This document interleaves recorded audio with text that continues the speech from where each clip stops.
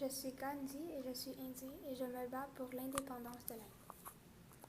Je suis Lord Edward Irwin et je suis le gouverneur général de l'Inde et je suis anglais. En Inde, sous l'occupation anglaise en 1930.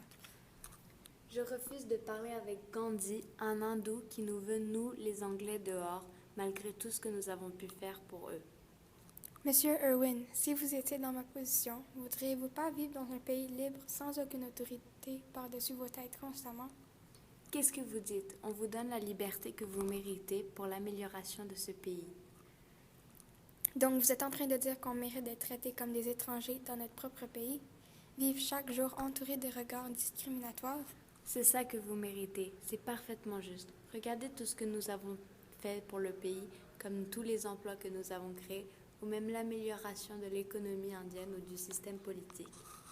Moi, je continuerai à me battre pour mes droits jusqu'à ce qu'une justice réelle sera imposée et que chacun sera traité équitablement.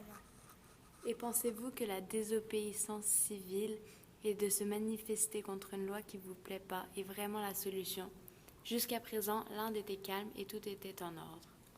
Évidemment, pas d'autre choix que d'être calme. Ils ne peuvent se révolter. Vous les nourrissez même pas. Déjà que certaines familles avaient de la difficulté à se nourrir, la famine que vous avez amenée n'a qu'empiré la situation. Vous avez tué presque 10 millions de personnes. Mais c'est sûr qu'avec le Salt March, où vous avez boycotté le sel en le gâchant et en le jetant, ça pourrait expliquer le manque de nourriture. Honnêtement, monsieur, comme plusieurs autres Indiens, j'ai fait mes études en Angleterre, donc je suis aussi éduquée que vous et on est capable de nous diriger. Quelques semaines plus tard, le 5 mars 1931. D'accord. Après 32 heures de réunion, j'accepte de signer un pacte pour donner à l'Inde un statut de dominion. Mais en échange, vous devez arrêter le mouvement de désobéissance civile du Indian National Congress et on vous offrira la possibilité de participer à la table ronde.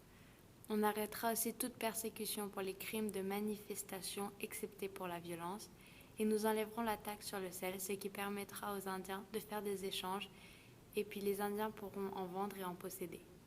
D'accord. Finalisons cette décision en signant un pacte et promettons de ne pas omettre ces nouvelles règles.